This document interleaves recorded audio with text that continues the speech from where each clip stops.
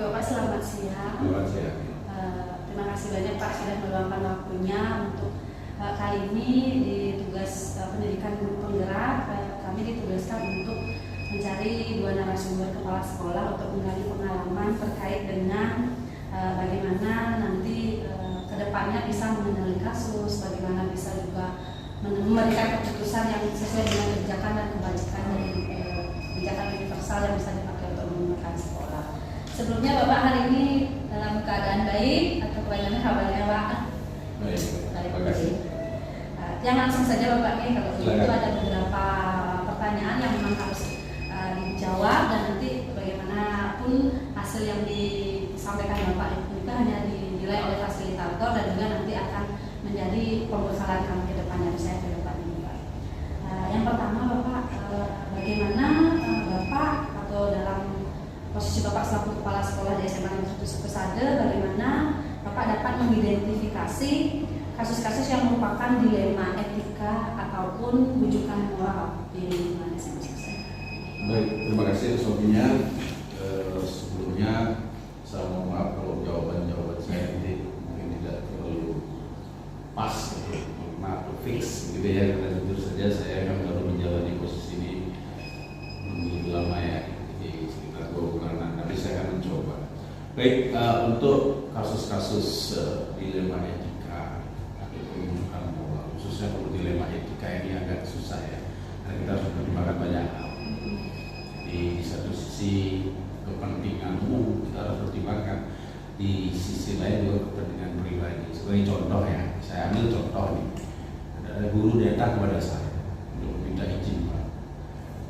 Selamat pagi Pak, mohon maaf mengganggu, besok saya mau izin Pak, ada keluarga saya begini, ada ini, saya benar. Ini saya sudah mulai berpikir gimana nih. Satu sisi saya juga memikirkan kepentingan dinaskan, jadi anak-anak mendapat pembelajaran.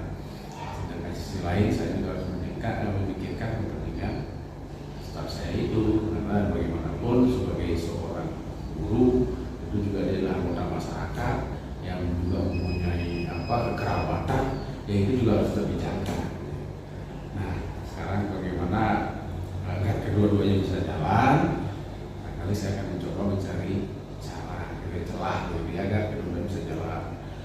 Misalnya dengan cara ya tadi, kalau izinnya itu berencana, saya meminta kepada guru tersebut mencoba mencari menemukan pada hari itu, sehingga jadi kepentingan personal kekerabatan tidak bisa jalan dan kepentingan dinas juga tidak bisa jalan. Nah, jadi menyelaraskan ini kadang-kala juga tidak gampang. Itu ya, itu jawaban saya untuk kalian. Ya. Terima kasih, sederhana sekali, tapi sudah mulai bagaimana berdilema Pak ya, Ya, antara karena sebenarnya itu dilema. Dilema banget. Ya. Baik, yang kedua Bapak, untuk menjalankan pengambilan keputusan seperti yang tadi Bapak sudah temukan solusinya seperti itu di sekolah, terutama untuk kasus-kasus di mana dua kepentingan kan sudah Pak ya, yang sama-sama benar dan mengandung nilai kebajikan. Artinya mungkin ke anak-anak itu misalnya bagaimana Bapak mengambil keputusan. Ya, sebelum urusan sama tentu saya harus katakanlah sebagai orang baru ya, itu kalau ada forum-forum pertemuan kepala sekolah, di situ saya manfaatkan waktu untuk menggali ya pengalaman yang sudah pernah dialami oleh kepala sekolah senior, bagaimana dia mengatasi suatu permasalahan yang menyangkut etika seperti itu ya, dilema seperti itu ya. Itu jadi saya tidak malu menyatakan bahwa sesuatu yang baik, walaupun saya harus tiru, saya tidak malu dulu meniru, atau istilahnya sekarang kan ATM gitu ya, adaptasi, tiru, modifikasi gitu. Jadi ya dari itu kita belajar kepada teman-teman yang sudah senior, bertanya kepada pengawas manajerial yang sudah tentunya lebih awal ya, menjalani proses ini dan menemukan permasalahan-permasalahan, dan mereka pastinya sudah punya pengalaman, dan itu saya tidak malu untuk belajar. Kita tetap harus berani belajar, menggali sebanyak-banyak pengalaman yang bisa. Seperti yang ditugaskan sekarang ini Pak. Saya tidak mau belajar even bahkan kepada seorang siswa pun gitu ya. Jadi karena guru, kepala sekolah bukan segalanya, kita juga manusia biasa yang punya keterbatasan, kekurangan. Kalau ada yang lebih, walaupun dia statusnya hanya guru dan siswa pun, kenapa tidak ya? Saya tidak akan malu belajar ya. Terus untuk ketika sudah menemukan kasus Pak, yang kita anggap sudah menemukan kasus yang kedua sisinya sama-sama penting dan sama-sama memang perlu kita hadapkan, mengandung nilai kebajikan yang sama, tapi itu adalah sebuah dilema kan. Nah, langkah prosedur seperti apa yang bisa Bapak lakukan mungkin ketika menemukan ya, seperti tadi contohnya juga itu Pak. Ya, oke. Ya, itu adalah langkah-langkahnya. Pertama itu tadi saya berhubung kepada senior gitu ya, menanyakan bagaimana kalau saya tanyakan di sekolah Bapak pernah nggak mengalami masalah seperti ini, bagaimana jalan keluarnya gitu. Nah, saya coba pelajari itu dan coba juga untuk melakukan adaptasi sesuai dengan kondisi keadaan di sekolah kita. Tidak mungkin kadang-kala suatu kasus yang terjadi di sekolah lain dengan kasus di sini meskipun sama kasusnya, tapi kadang-kala tidak harus persis sama cara penanganannya. Bisa saja terjadi modifikasi, tetapi tetap kita mengacu pada. Setelah tadi itu langkah-langkahnya kan Pak ya, mungkin tantangan Pak ketika mengambil keputusan pada kasus-kasus dilema etika dan tantangannya apa? Tantangannya tentu sebagai manusia yang tidak punya perasaan, kita juga memikirkan perasaan orang lain gitu ya. Kalau saya melakukan ini, apakah tidak menyebabkan orang itu begini, itu semua harus ada pertimbangan yang baik. Ya, di sekolah ini kita kan ada staff pimpinan. Seringkali saya memanfaatkan teman-teman itu untuk kita berdiskusi, mencari jalan terbaik. Ya, jadi pendapat setiap orang kita hargai, kita cari solusinya, kita cari jalan tengahnya, sehingga menemukan solusi yang terbaik. Jadi tantangan itu cukup banyak, terutama kalau kasus-kasus yang menyangkut masalah etika ya. Ya, misalnya kalau ada siswa ya, tidak beretika, misalnya etikanya kurang di sekolah, itu tantangannya bisa jadi kalau kita sebagai manusia biasa seringkali juga lupa. Kita seorang guru kan gitu. Nah, ini kita seringkali harus mengontrol emosi kita, harus meredam perasaan kita bahwa kita adalah guru. So, kita manusia biasa bahwa kita tetap adalah guru. Jadi dalam memberikan pembinaan pada siswa kita tetap harus memikirkan bahwa siswa itu memiliki keluarga, siswa itu memiliki teman-teman dan seterusnya. Jadi agar apa yang kita berikan pembinaan pada siswa itu tidak merembet kepada mungkin ketersinggungan dari pihak keluarga atau bisa jadi masyarakat gitu. Di tantangan itu harus kita pikirkan baik-baik sehingga masalah selesai tapi tidak menimbulkan masalah baru. Ini yang kadang-kadang luar biasa. Jadi kalau kita kerennya istilahnya kalau ada suatu masalah kita menangkap ikan, bagaimana ikannya dapat tapi akhirnya nggak keruh. Ini luar biasa nih. Itu suatu hal yang harus kita pikirkan baik-baik, cara penanganan segala yang kita bisa melakukan dengan solusi. Tantangan kan sudah Pak ya, tapi mungkin nanti ketika tak kala ada permasalahan lagi kan tidak mungkin sekali tidak ada lagi masalah gitu Pak. Apakah Bapak memiliki jadwal tertentu dalam sebuah penyelesaian kasus dilema etika tersebut, atau mungkin Bapak pernah menyelesaikannya satu kali waktu? Sekarang ada masalah etika langsung selesai, atau mungkin Bapak jadwalkan untuk bisa memproses kasus tersebut melalui prosedur-prosedur yang sudah ada. Baik, kalau saya sejak pemimpin guru yang berbeda, sebisanya saya tidak bawa masalah pulang. Jadi kalau hari itu ada masalah, hari itu bisa selesaikan, saya pulang dulu saya menyanyinya. Jadi saya tidak mau menunda-nunda menyelesaikan masalah. Tetapi tentu meskipun itu simultan ya, jadi saya mau ada masalah selesai saat itu. Tapi langkah-langkah penyelesaian itu, kalau itu masalah luar sekali, bisa jadi saya lupakan dulu itu masalah. Besok baru kita pikirkan. Jadi itu prosedur ya, Pak ya. prosedur ya. Yang jelas apa yang ada di sekolah, masalah yang ada di kantor saya mau pulang. Iya. Ya. Tapi yang memang agak sedikit riskan atau kompleks ya mungkin kita lupakan dulu sebentar, besok lagi dilanjutkan tergantung kasusnya. Yang selanjutnya Bapak, apa ini selama ini Bapak memiliki atau ada seseorang ataupun faktor-faktor yang mempermudah dan membantu Bapak dalam menyelesaikan ataupun memberikan keputusan? Pasti, itu sudah pasti. Saya sebagai junior ya. Jadi di jabatan ini kan saya sangat junior. Mungkin hanya bukan seseorang, tapi banyak orang ya. Banyak orang teman-teman sekolah saya ini kalau pengawas manajer ya. Kemarin saya buku sekali seorang siswa tidak pernah ada di sekolah, keluarganya sendiri tidak tahu bagaimana di mana anak itu, kontak semuanya lolos dan sebagainya. Saya butuh saya kontak pengawas manajer, pengawas memberikan jalannya. Menurut saya cukup itu berdokumentasi. Itulah ya. Jadi pada seseorang lebih banyak orang ya, dan semua orang harus bagi saya adalah tempat belajar. Ya. Nanti rasanya semua memiliki tanggung jawab yang sama kan begitu Pak ya, jadi sama-sama menyelesaikan. Di sekolah ini saya menganggap semua orang yang penting. Meskipun sekecil apapun perannya dia di sekolah ini, dia harus penting. Dia sering saya bilang bahwa di perusahaan melakukan mobil ya, ventil kecil di ban itu bukan berarti tidak penting.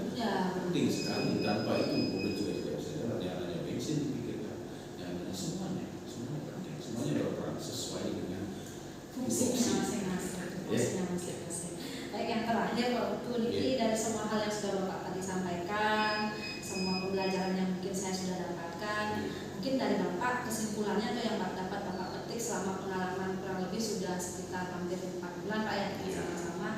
Apa Pak dalam pengambilan kesimpulan pembelajaran wawancara kami yang saya hari itu, apa sih pembelajaran yang kita petik Pak untuk tetap mengadakan sebuah pengambilan keputusan yang mengharapkan kebijakan yang banyak baik untuk universal dan meskipun dilema pasti akan terpecahkan. Baik, kesimpulan saya adalah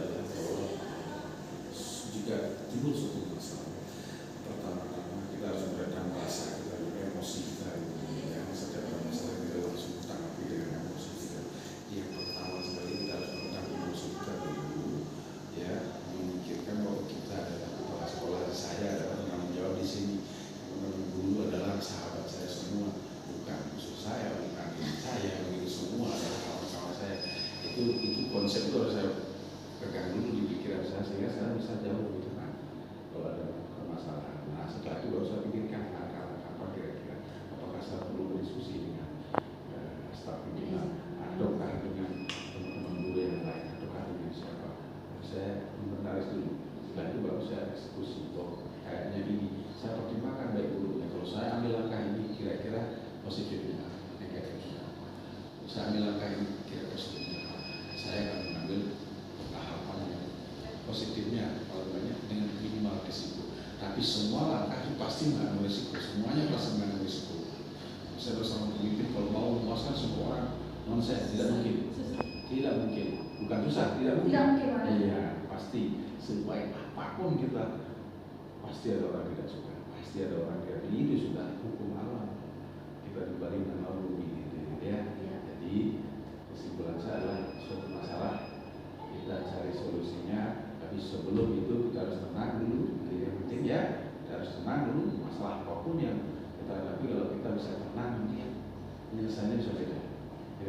Jadi kayak saya pertama saya harus menenangkan diri dulu. Setelah saya merasa lebih tenang, baru saya bisa langkah-langkah. Ya saya mengambil langkah yang minimal seperti meskipun semua langkah itu sisi negatif, gitu kan?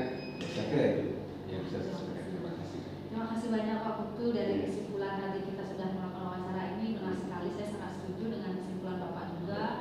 Masalah yang datang memang harus kita tanggapi pertama dengan keadaan stabil, yang bisa dibilang sudah dalam taraf kita memang rasional, sudah dingin sekali baru kita mengambil langkah dan akhirnya akan memilih keputusan yang memang pasti ada minimal risikonya tapi lebih banyak poin positifnya. Itu yang harus menjadi pegangan saya juga Pak. Terakhir itu saya mohon maaf apa yang menjadi jawaban saya pastilah banyak sekali kurangnya karena saya juga jujur saja saya akui saya masih junior sekali di jabatan ini, saya masih sangat awam sekali dan baru sekali, tapi saya tidak akan malu belajar dari siapa ya demi kebaikan ya. Terima kasih. Terima kasih banyak Pak Putu, terima kasih banyak. Nanti Ya. saya akan tetap juga lebih sering bertanya kepada Bapak sehingga apapun yang nanti menjadi tujuan dari pendidikan ini bisa tercapai dengan baik. Terima kasih banyak Pak. Ya, Selamat kita malam. sama-sama Ya, siap. Selamat siang. Terima kasih. Selamat siang. Ya. Baik, selamat pagi, Om Swastiastu Ibu. Selamat pagi, Om Swastiastu. Terima kasih banyak sudah memberikan waktu untuk sharing dan mewawancarai Ibu terkait permasalahan kasus dilema etika dan rujukan moral yang kali ini di tugas guru penggerak sebagai wadahnya kami belajar pada kepala sekolah yang pengalamannya sudah banyak, kemudian sudah lama di manajemen di bagian sekolah dan masih mengambil keputusan yang nantinya bisa bermanfaat untuk kebajikan semua orang, kepentingan universal semua orang. Sudah siap Desi, kabarnya bagaimana? Baik, sehat. Aja Terima kasih. sama-sama ya. Baik Bu, sebelumnya kan Ibu sudah lama juga di bagian wakaf kurikulum sebelum ke bagian kepala sekolah kan Iya. ya. Nah itulah kenapa kami juga kami ditugaskan untuk menggali selalu lebih banyak dari pengalaman para senior ya. Saya anggap Desi adalah senior yang mampu memberikan saya banyak pembelajaran. Saya akan mulai Desi ya, siap bertanya beberapa pertanyaan. Yang pertama Desi, di dalam kegiatan baik pembelajaran ataupun sekarang sudah di bagian manajemennya ya Ibu di kepala sekolah, bagaimana Ibu dapat mengidentifikasi kasus-kasus yang merupakan dalam sebuah pengambilan keputusan dia adalah sebuah dilema dalam etika kita ataupun merupakan rujukan moral yang terjadi senyatanya di sekolah ini. Baik, untuk kasus-kasus yang mengandung unsur dilema etika ataupun rujukan moral itu kan sudah biasa sebenarnya kita temui di suatu organisasi ataupun lembaga pendidikan kan gitu ya. Yang pertama adalah kita menganalisis dulu permasalahan yang ada, apakah itu menyangkut tentang pelanggaran kode etik ataupun pelanggaran peraturan yang sudah berlaku di sekolah. Tapi kalau itu bukan merupakan pelanggaran suatu peraturan ataupun norma di sini ataupun kode etik daripada karyawan, kode etik guru dan segala macam, berarti itu kan merupakan dilema etika. Karena bujukan moral itu adalah suatu unsur permasalahan yang mengandung benar dan salah kan gitu. Kalau dilema etika yaitu kasus yang benar-benar membutuhkan suatu pemikiran yang lebih dalam lagi untuk mengambil keputusan, karena itu mengandung unsur-unsur yang sama benar kan gitu. Jadi kita telah dulu masalahnya apa. Kalau itu bukan merupakan pelanggaran ya dilema etika, kita siap untuk mengambil keputusan itu dengan prosedur yang ada. Dilema, kalau yang namanya sudah dilema, dia Ya. pasti lebih berat nanti, ya. lebih kuat gitu jalannya. Baik, kalau dalam misalnya itu sudah temukan kejadian yang berdilema seperti itu ya, dalam mengambil keputusan di sekolah, terutama kasus yang mungkin pernah Ibu hadapi itu, memang kebanyakan sekarang tadi Ibu bilang mengandung dua unsur sama-sama benar, Ya. kemudian sama-sama mengandung nilai etika yang memang harusnya kita harus pertimbangkan. Jadi Bu Desi ada nggak langkah-langkah atau prosedur yang seperti apa kan Bu Desi lakukan ketika menemukan masalah itu? Jadi kalau ada masalah, setiap masalah yang mengandung dilema etika kan meskipun sama-sama itu dilema etika, tapi kan pemecahannya berbeda Bu ya. Yang pertama contoh kasus saja seperti kepanitiaan umpamanya. Honorarium kepanitiaan itu kadang-kadang pemangku kepentingan memutuskan seperti hierarki gitu. Kepala sekolah sebagai penanggung jawab kepanitiaan, kemudian ketua panitia, dan yang ke bawah itu kan beda nilai yang apresiasi yang diberikan, yang berupa honor kan begitu. Nah itu, sedangkan kalau kita lihat praktiknya yang bekerja yang di bawah-bawah itu lebih banyak pekerjaannya. Nah di sanalah muncul dilema. Kalau saya selama jadi wakil sebagai ketua panitia juga, kemudian selama jadi kepala sekolah, tetap itu yang muncul. Nah bagaimana langkah-langkahnya? Yang pertama itu kita menganalisis dulu nih masalahnya, ya masalah yang ada, kemudian yang sudah berjalan itu seperti apa, kemudian komplain yang ada seperti apa. Gitu. Komplain itu langkah-langkah kita sebelum mengambil keputusan, kita menganalisis dulu masalahnya. Kemudian nanti yang kedua adalah siapa nih yang terlibat di dalamnya kan begitu, apakah antara ketuanya saja dengan yang anggotanya, apakah anggotanya ini yang bergejolak sehingga muncul ide-ide untuk yang lain di luar daripada kebiasaan sebelumnya kan begitu. Jadi setelah itu baru kita menganalisis nih yang mana lebih berpotensi menimbulkan resiko setelah pengambilan keputusan yang begitu. Apakah ini akan menimbulkan masalah baru setelah keputusan diambil atau tidak? Yang mana lebih diuntungkan, yang mana tidak? Yang tidak diuntungkan kan pasti ada masalah juga, ya masalah baru. Tapi imbasnya, efeknya apakah lebih besar atau tidak? Dan yang berikutnya adalah saat pengambilan keputusan itu juga saya biasanya mendengarkan dulu, ya dari senior-senior umpamanya, dari wakil yayasan umpamanya, kita selalu berkoordinasi bagaimana sebaiknya supaya tidak ada istilahnya sifat yang otoriter. Nah, kalau pimpinan sudah otoriter, kebijakan akan rasanya tidak gini ya, ada adil gitu ya, ya rasanya jelek jadi gitu kan. Nah setelah itu baru kita sudah mengambil keputusan sebagai kesepakatan bersama. Kalau belum sepakat kita dari jalan tengah seperti itu. Setelah keputusan bersama sudah diambil, baru kita tidak sampai di situ Bu, kita mereview lagi setelah berjalan ini, ya kan, apakah muncul masalah baru yang lebih signifikan nanti efeknya atau tidak. Kalau muncul lagi masalah baru, kita ambil jalan tengah dengan rapat, gitu, rapat bagaimana ya, bagaimana sebaiknya. Dan kalau tidak ya kita lanjutkan seperti keputusan sebelum-sebelumnya itu. Keputusan yang pertama sebelum direview itu sudah pas bagi ya, pas. Dan masih ada gejala yang baru lagi muncul, ya. Ibu akan kembali lagi melakukan koordinasi dan merapatkannya. Ya. Sekali yang memang sudah dengan kesepakatan nanti damai ya. Kalau tidak sepakat kan ada mungkin perasaan yang tidak enak dan mempengaruhi kinerja anggota kita gitu. Jadi untuk kegiatan yang sudah dilakukan itu memang sudah benar sekali Bu ya. Kalau menurut saya ya betul seperti itu, setidaknya kita sebagai leadernya, kalau dianggap leader kan enak Bu ya, berarti sama-sama merasakan bahwa lembaga ini milik kita bersama gitu. Kemudian Pak, kalau Ibu membuat kegiatan hal-hal seperti itu atau contoh itu apa sih Bu? Apakah Ibu menemukan tantangan untuk pengambilan keputusannya atau ya sedikit mungkin ada sebuah hal yang susah untuk menerapkannya, itu tantangannya seperti apa? Ya, biasanya kan saya menitik beratkan kepada kepentingan umum yang lebih mayoritas ya. Ketika kedua belah pihak yang bermasalah ini memiliki unsur kebenaran yang sama, umpamanya nilai-nilai yang mungkin setelah dipertimbangkan sama benarnya dan sama bagusnya, dan juga jumlah daripada yang bermasalah ini imbang gitu kan. Jadi yang mana nih harus kita putuskan, itu yang tantangannya yang berat gitu. Umpamanya ketua dan juga yang menjadi apa namanya anggotanya, kemudian anggota-anggota yang lain dari masing-masing si itu lebih banyaknya sama nih ya, yang ini setuju bahwa pengambilan honor itu disesuaikan dengan hierarki, jadi jabatan ya, tapi yang ini merasa nah ini susah nih begitu. Nah bagaimana ini kita tetap berkoordinasi dengan senior kita, ya kita ada pengawas di yayasan juga supaya tidak bergejolak nanti.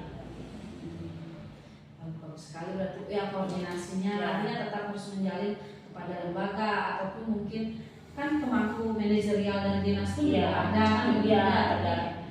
Yang pertama kita jajaki adalah orang tua kita ya, lembaga yayasannya. Dan yang utama adalah ketika disampaikan nanti pendapat-pendapat itu dari pemangku di yayasan, kemudian pengawas manajerial, jika ada kelompok yang merasa bahwa pendapat saya lebih minoritas jadinya setelah dijelaskan, itu harus memang pendapat yang disampaikan itu memang harus bisa menyadarkan kelompok tersebut untuk menyadari bahwa ini yang terbaik seperti itu. Berarti dalam ininya maksudnya Bu Desi akan nanti tetap mengarah ke poin yang lebih banyak menimbulkan keuntungan bagi semua orang yang tetap ke sana. Pertama tidak membahayakan lembaga.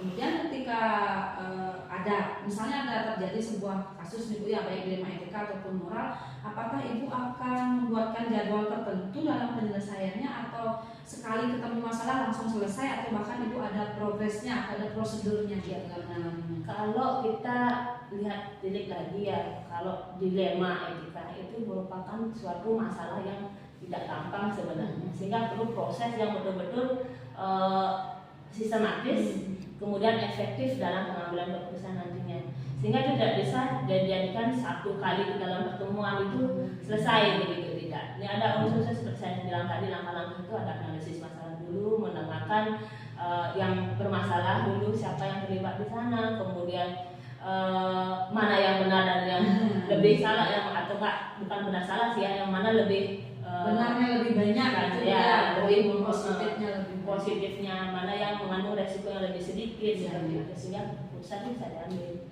Nah setelah diambil keputusan, direview kan, itu tidak bisa dalam satu kali pertemuan, kita jadwalkan.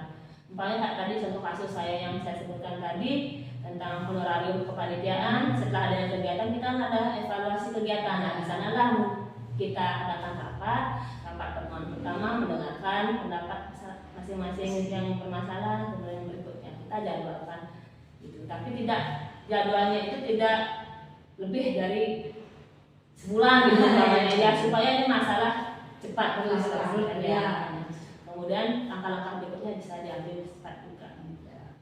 Ini yang terakhir mungkin Bu ya, yang bisa mempermudah Ibu untuk membantu dalam pengambilan keputusan selama ini ketika mendapatkan sebuah permasalahan dilema, kira-kira faktor apa dan siapa saja yang bisa membantu Ibu mengambil keputusan tersebut?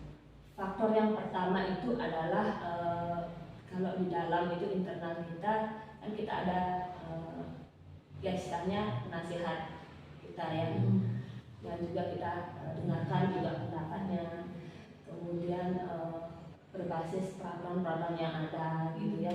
Kalau mentok sekali, dilema sekali, kita mempertanyakan yang mana benarnya yang harus diambil, begitu kita melihat daripada keberlangsungan lembaga ini, begitu peraturannya seperti apa, akhirnya kita akan tetap menjalankan apa yang sudah terjadi, gitu. Apa yang sudah biasanya dilakukan dan di sekolah-sekolah lain umpamanya seperti ya. Kita kita ada pembanding lah. Ya. Itu yang pembanding itu yang nanti mempermudahkan kita mengambil keputusan. Kalau kita mengadakan ego seperti kita adalah leader gitu ya, kita pimpinan, kita bisa memutuskan tanpa mempertimbangkan Ya, perbandingan-perbandingan itu rasanya tidak akan Sahil, ya, susah, Bu, ya. susah. Akan muncul lagi masalah-masalah baru. Gitu. Jadi pembanding itu membantu sekali, kemudian penasehat itu membantu sekali juga dalam hal pengambilan keputusan. Baik, terima kasih Bu. Ini tapi saya akan menegaskan kembali lagi sekali yang apa yang kalian sampaikan Ibu Desi benar sekali. Ibu sudah mengambil posisi bahwa saya adalah pemimpin yang nanti memperhatikan keberlangsungan lembaga dan juga bagaimana juga kita selalu berkoordinasi baik kepada senior, baik kepada penasehat ataupun mencari pembanding di sekolahnya masing-masing. Mungkin dari Ibu Desi bisa memberikan kesimpulan yang lebih bulat lagi kepada saya bahwa dalam pengambilan keputusan dilema etika itu seperti apa? Ya, baik Bu. Jadi hal-hal yang saya petik dari apa yang sudah terjadi di lembaga kami, kemudian juga bagaimana paradigma dari dilema etika ini berlangsung ya dari tahun ke tahun, kemudian kasus-kasus yang timbul begitu ya. Ini sangat perlu sekali disosialisasikan ya kepada kepala sekolah ya, supaya nanti dalam mengambil keputusan harus mementingkan juga unsur-unsur yang seperti yang saya bilang tadi gitu. Satu untuk lembaga, yang kedua untuk kepentingan bersama yang terbaik lah ke depannya sehingga tidak muncul masalah baru kan begitu. Jadi hal-hal ini perlu disosialisasikan agar tidak ada lagi pimpinan ataupun apa yang bersifat otoriter dan kurang bijak dalam mengambil keputusan dalam dilema etika, karena dilema etikanya sama-sama mengandung unsur benarnya dan juga bagaimana kita menilik permasalahan yang ada supaya tidak lagi terkesan pembiaran, kemudian masalah yang ada dibiarkan, kemudian mengandung unsur ini sudah keputusan pimpinan tidak boleh dibuat tanpa ada dasar pengambilan keputusan. Setiap keputusan yang diambil harus berdasarkan sesuatu yang dipegang teguh ya. Jangan teguh contohnya benar salah itu susah Bu ya. Kalau benar salah itu ya salah ya sudah pasti yang melanggar peraturan. Kalau benar dengan benar susah itu ya, seperti itu. Jadi pelajaran yang saya inginkan sekali daripada pengambilan keputusan dilema etika ini adalah bagaimana menjadi bijak ya, bijak ya, tidak arogan dalam mengambil keputusan seperti itu ya. Sekali Bu, dengan adanya pengalamannya Ibu Bayu ini saya juga jadi tergambar bahwa kedepannya jika ingin bisa mengambil keputusan Bu ya, karena dalam tantangan kita dibentuknya penggerak seperti ini adalah bagaimana kita memang mengutamakan lembaga dulu Bu, bagaimana kita membuat lembaga kita menjadi lebih baik lagi ke depannya, dan kita sebagai orang yang memang harus berada di dalam sistemnya itu juga menjadi orang yang paham seperti yang sudah dibilang tadi, bagaimana kita bijaksana, lebih banyak juga mementingkan kepentingan bersama sehingga nanti apa yang diputuskan menjadi kebahagiaan bersama. Terima kasih banyak Ibu, ini waktu yang sangat berharga bagi saya. Sama-sama, mohon sharingnya juga. Mohon maaf jika ada salah kata Bu Desi ya. Yang tutup dengan Pak Santi mungkin Bu ya. Terima kasih Bu Desi.